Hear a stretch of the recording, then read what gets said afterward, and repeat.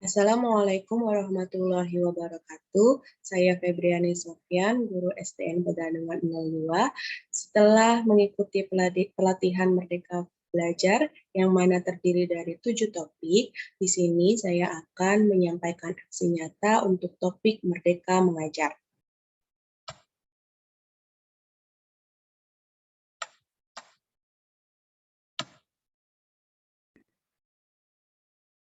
Pada topik pertama, yaitu Merdeka Mengajar, maka saya akan melakukan aksi nyata untuk menyebarkan pemahaman Merdeka Belajar. Pada topik Merdeka Belajar, terdapat 3 pemahaman yang harus dipahami. Yang pertama adalah pemahaman gagasan dan prinsip pendidikan berdasarkan pemikiran Ki Hajar Dewantara. Yang kedua adalah pemahaman untuk memfasilitasi murid agar tumbuh sesuai dengan kodratnya. Dan yang ketiga adalah penerapan pembelajaran yang memerdekakan murid. Oke. Pada topik Merdeka Belajar, ada 5 modul yang harus diselesaikan. Yang pertama yaitu tentang memahami dan mengenali diri sebagai pendidik. Yang kedua, mendidik dan mengajar. Yang ketiga, mendampingi murid dengan utuh dan menyeluruh.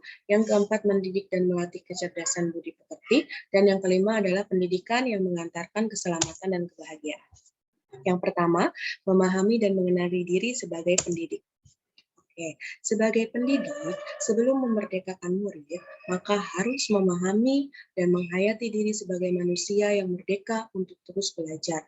Manusia yang merdeka untuk terus belajar artinya adalah manusia yang tidak bergantung pada orang lain, mampu melakukan sesuatu hal sendiri. Oke, sebelum memerdekakan murid, maka menyelaraskan peran guru yang relevan dengan konteks murid dan zaman adalah penting. Kemudian, bertutur kata lembut, mendengarkan pendapat, memotivasi untuk gemar dan senang belajar untuk murid.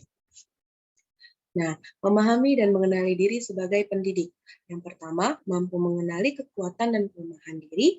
Yang kedua, mengenal karakteristik dan kebutuhan peserta didik. Yang ketiga, menjadi manusia yang hidupnya bersandar pada kekuatan diri sendiri, baik lahir maupun batin, tidak bergantung pada orang lain.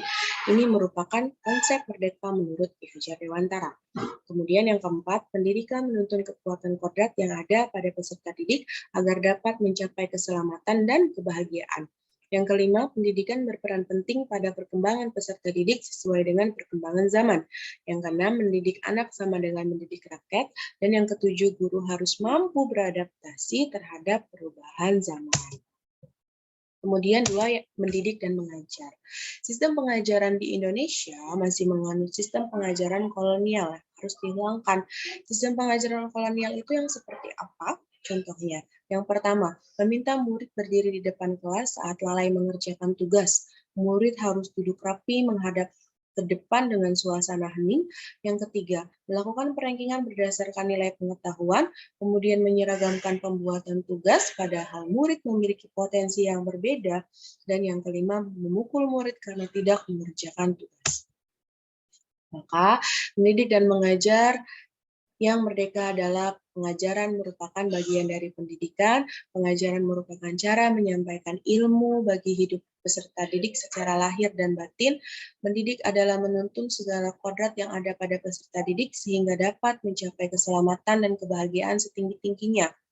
Pendidikan tidak sekedar memberikan pengetahuan, namun mendidik keterampilan berpikir dan mengembangkan kecerdasan batin peserta didik agar ketika lulus nanti mampu untuk merdeka, mandiri terhadap diri sendiri, tidak bergantung pada orang lain. Sistem yang diperkenalkan oleh Ki Hajar Dewantara dalam Merdeka Belajar adalah Ingarso Sumtaulada Imadia Mangemkarsa Tuturi Handayani. Manusia yang merdeka artinya manusia yang dapat menguasai dan dapat memerintah dirinya sendiri. Kemudian, mendampingi murid dengan utuh dan menyeluruh. Pendidikan bergerak secara dinamis menyesuaikan keadaan yang bergerak begitu cepat. Setiap peserta didik terlahir dengan kodrat alamnya masing-masing. Menurut Ki Hajar Dewantara, setiap peserta didik terlahir dalam 2 kodrat. Yang pertama adalah kodrat alam dan yang kedua adalah kodrat zaman. Kodrat alam artinya di mana peserta didik itu dilahirkan, dan kodrat zaman artinya pada zaman apa peserta didik itu dilahirkan. Sehingga perubahan tidak bisa dihindari. Cara mendidik dan mengajar disesuaikan dengan perkembangan zaman. Guru dapat merancang pembelajaran yang berkelanjutan, terbuka berdasarkan kebudayaan bangsa. Asas yang diperkenalkan oleh Ki Hajar Dewantara itu dikenal dengan asas trikon, yaitu adalah kontinu, konvergen, dan konsentris. Kontinu artinya pendidik harus senantiasa belajar secara terus-menerus untuk dapat menjadi manusia yang merdeka. Konvergen artinya pendidik dapat belajar dimanapun, oleh siapapun, termasuk dalam pendidik yang ada di luar negeri. Dan konsentris artinya pendidik tidak melupakan jati diri bangsa diri sendiri. Yang keempat adalah mendidik dan melatih kecerdasan budi pekerti. Budi pekerti merupakan hasil bersatunya gerak, perasaan, dan kehendak sehingga menimbulkan tenaga. Budi pekerti juga merupakan perpaduan cipta, rasa, dan karsa. Budi pekerti peserta didik tidak hanya dibentuk di lingkungan sekolah, tetapi juga terbentuk dari lingkungan keluarga dan masyarakat.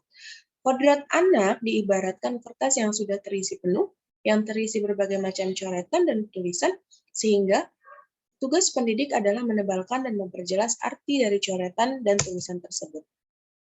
Yang kelima, pendidikan yang mengantarkan keselamatan dan kebahagiaan. Pendidikan hanyalah sebagai tuntunan. Setiap murid memiliki kodrat, kekuatan, atau potensi-potensi yang berbeda.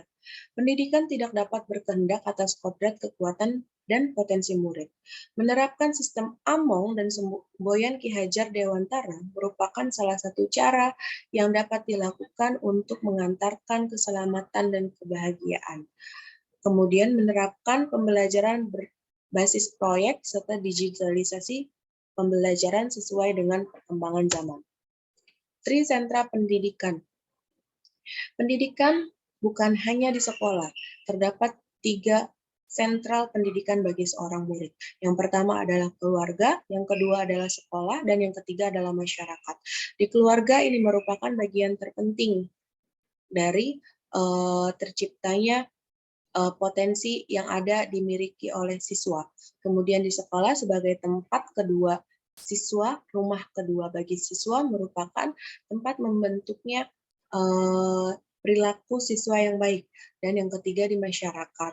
Bagaimana cara bergaul siswa di masyarakat itu akan mempengaruhi perilaku siswa. Terima kasih penjelasan dari saya. Cukup sekian. Wassalamualaikum warahmatullahi wabarakatuh.